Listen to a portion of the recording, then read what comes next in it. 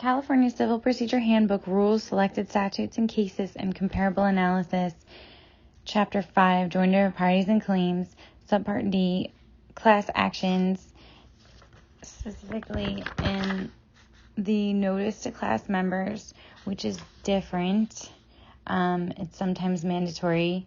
It's sometimes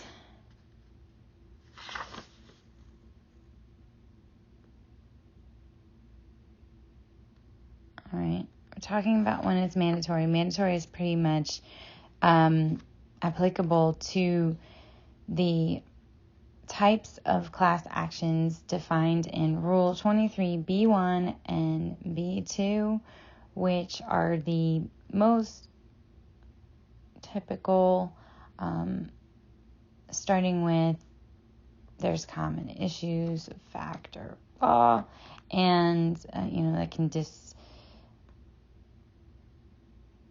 dispose of the action for everyone. So they're predominant issues that can dispose of the action for everyone. And the other part is your declaratory and injunction relief being sought by the class. So those are the ones where mandatory notice is required. When a California court determines that some notice to the class as certified is required, the court does not necessarily follow Federal Rule 23C to determine the precise nature of the class notice. For example, Cart v. Superior Court in 1975, Cooper v. American Savings and Loans, 1976. Instead, the court will apply the manner of notice requirements of Civil Code 1781D, which authorizes notice by publication if personal notification is unreasonably expensive, and Civil Code 1781E, which governs the content of class notice with respect to requests for exclusion. Newly adopted Rule 3.766 of the California Rule of Court now provides some guidance on the procedures and content of notice to class members in all class actions with respect to the manner of giving notice. Rule 3.766E requires the court to consider 1. The interest of the class, 2. The type of relief requested, 3. The stake of the individual class members, 4. The cost of notifying class members, 5. The resource of the parties, 6. The possible prejudice to class members who do not receive notice, and 7. The res judicata effect on class members. Rule 3.766F then authorizes the court to consider these factors when ordering the means of notice.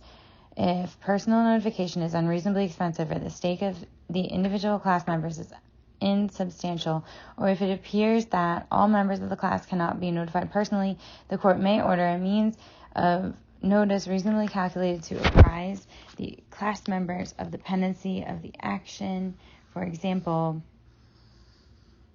publication in a newspaper or magazine, broadcasting on television, radio, or internet, or posting or distribution through a trade or professional association, union, or public interest group. 5. Who pays the cost of notice? The California legislature has specifically authorized trial courts in consumer class actions to impose the cost of notice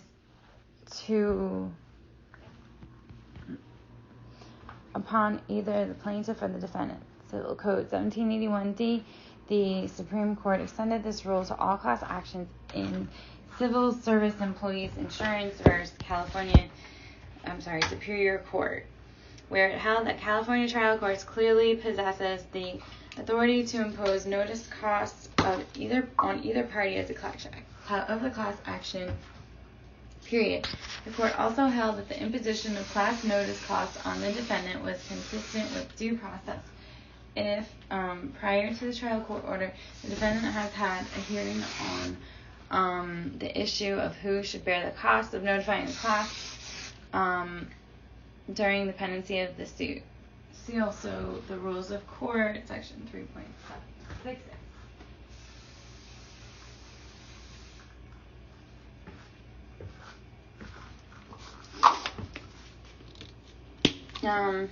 Cost allocation factors. I feel like I just read them. And there were 7 of them. Notwithstanding, what factors are relevant to this allocation of class notice cost decision? The trial court's preliminary review of the strength of the plaintiff's claim, the cost of class notice in relation to the amount of the potential recovery for each individual class member, Which party is more capable of affording the financial burden of notice? See civil service. Okay, I see that case that I just cited. Federal rule compared. In contrast to the California rule, the federal rules of civil procedure do not authorize a federal court to impose the cost of class action on the defendant. The U.S. Supreme Court in Eisen v. Carlisle and Jacqueline of 1974 held that Federal Rule 23 does not authorize departure from the usual rule. A plaintiff must initially bear the cost of notice of the class. The California Supreme Court and civil service employees refused to follow Eisen, finding Eisen not binding on the California courts. Was this refusal proper? Why? And the issue of whether a trial court may impose the cost of class action notice on the defendant is extremely important in many class actions. Why? What are the criticisms of the federal court rule, the California rule? For more discussion of these contrasts, see a secondary source called Due Process and Consumer Protection Concepts and Realities in Procedure and Substance Class Action Issues. And 1984 looks like it was published by Hastings. Appellate Review, a trial court order allocating the cost of class action notice. An order of class action between plaintiff and defendant is not an appealable order. From Steen v. Fremont Cemetery Corp., 1992. Although appellate review may be obtained through the discretionary extraordinary writ process, example, see Civil Service Employees Insurance Co., Supra, and Part v. Superior Court. This is Part 6, only 3 more pages. Right to opt out of class. The main purpose of providing proper notice of the pendency of a class action is to advise class members of their options. 1, to remain members of the class represented by plaintiff's counsel and become bound by a favorable or unfavorable judgment in the action, or 2, to intervene in the action through counsel of their own choosing, or 3, to opt out of the class action and pursue their own independent actions. Home Savings and Loan Association v. Superior Court. And it's giving Civil Code 1781E, Rule 23C2 of the FRCP. A class member will be bound by the class action judgment unless that member affirmatively requests exclusion, Rule 23C2, FRCP, and Civil Code 1781E. Due process concerns. An individual class member has no right to opt out of a class action certified under Rule 23B1 or B2, see Bell v. American Title Insurance, 1991. Why not? An individual class member does not have the right to opt out of a Rule 23B3 class action. Why?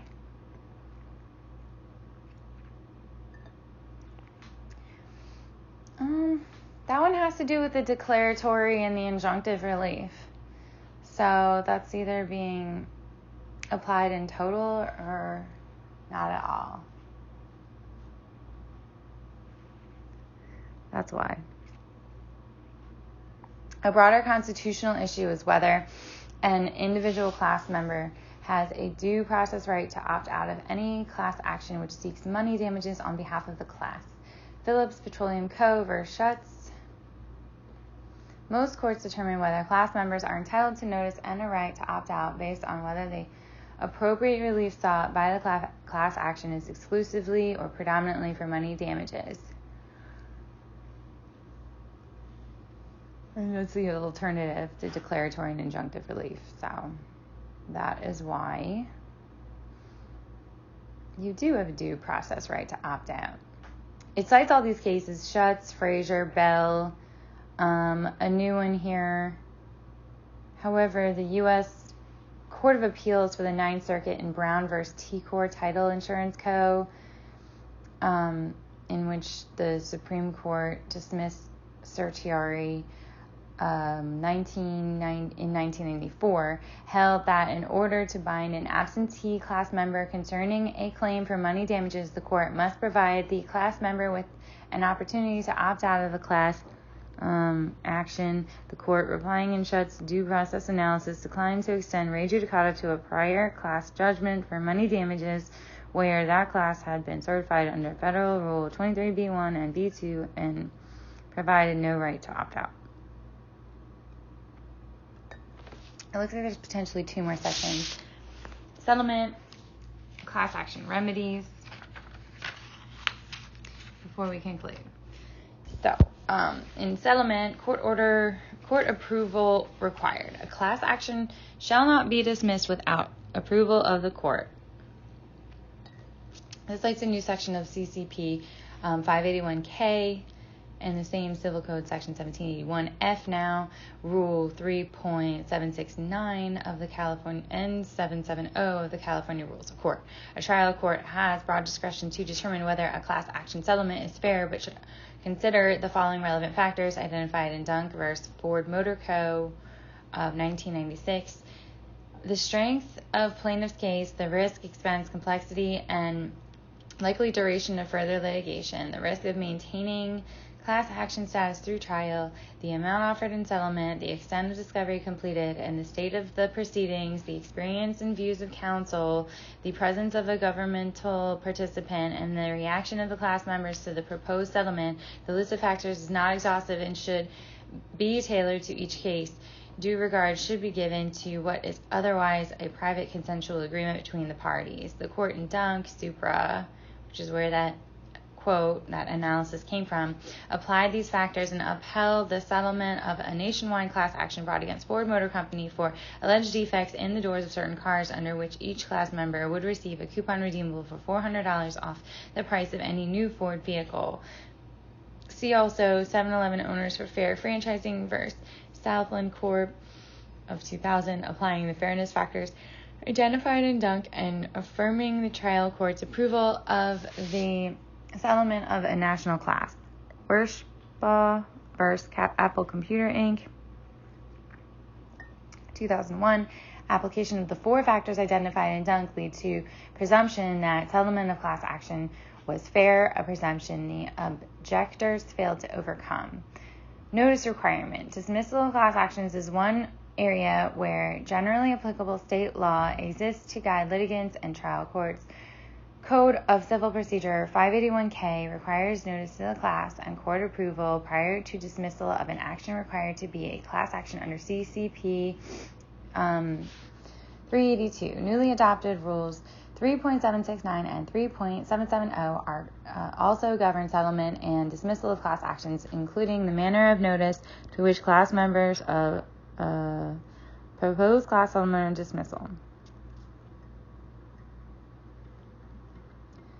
That did not sound right. Also govern settlement and dismissal of class actions, including the manner of notice to class members of a proposed class settlement or dismissal.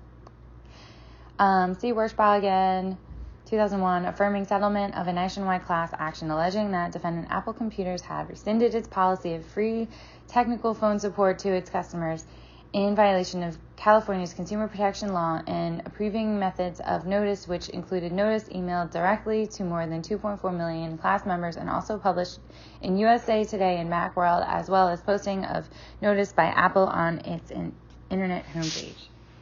Class action remedies, which all make sense. To do what? That's reasonably calculated to apprise the class members of their rights being infringed on. Class action remedies. Fluid class recovery. A trial court in class action has the same authority to award the full range of legal and equitable remedies as the court would have in an individual action. In addition, the California courts have authority to award fluid class relief in appropriate cases. In State v. Levi Strauss & Company of 1986, the California Supreme Court endorsed the propriety of fluid recovery in consumer class actions and stated guidelines for its use. Quote, the implementation of fluid recovery involves three steps. First, the defendant's total damage liability is paid over to a class fund. Second, individual class members are afforded an opportunity to elect their individual shares by proving their particular damages. usually according to a lower standard of proof. Third, any residue remaining after individual claims has been paid is distributed by one of several practical measures that have been developed by the courts. In order to assess the propriety of the fluid recovery method selected by the trial court in the present case, it is necessary to review briefly the available alternatives. The principal methods include a rollback of the defendant's prices issued to a governmental body for either specified or general purposes, establishment of a consumer trust fund, and claimant fund sharing. All of these methods promote the policies of disgorgement and deterrence by ensuring that the residue of the recovery does not revert to a wrongdoer. However, they differ substantially in their compensatory effects and in their suitability for particular cases. In last paragraph from this case, in determining which, or from this method that comes from the case, in determining which method to employ, the courts should consider 1, the amount of compensation provided to class members, including non-claiming or silent members; 2, the proportion of class members sharing in the recovery; 3, the extent to which benefits will spill over to non-class members, and the degree to which the spillover benefits will effectuate the purposes of the underlying substantive law; and 4, the cost of administration. So to conclude, in 1993, the legislature enacted CCP 384, which specifically endorses the concept of fluid class recovery. Section 384A states that the intent of the legislature in enacting this section is to ensure that the unpaid residuals in class action litigation are distributed to the extent possible, either in a manner designed to further the purposes of the underlying causes of action or designed to promote justice for all Californians. Section 384B provides general procedural guidelines for distribution of monetary class action judgments. Amendments to CCP 384B, effective 2002, expressly authorize a court to distribute any unpaid residual derived from a class action judgment to non-profit organizations or foundations to support projects that will benefit the class or similarly situated persons, or that will promote the law consistent with the objectives of and purposes of the underlying cause of action. Most federal courts have disapproved of the use of fluid class discovery as a possible remedy in class actions. Eisen v. Carlisle Jacqueline, 1973. I wonder why.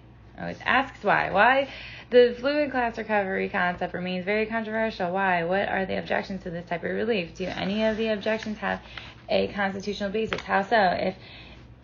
Why is the potential of fluid class recovery so important to plaintiffs and plaintiffs' attorneys in consumer litigation? Okay, it's more so the right of the defendants, not in my mind, paying like concrete monetary amounts for their own fault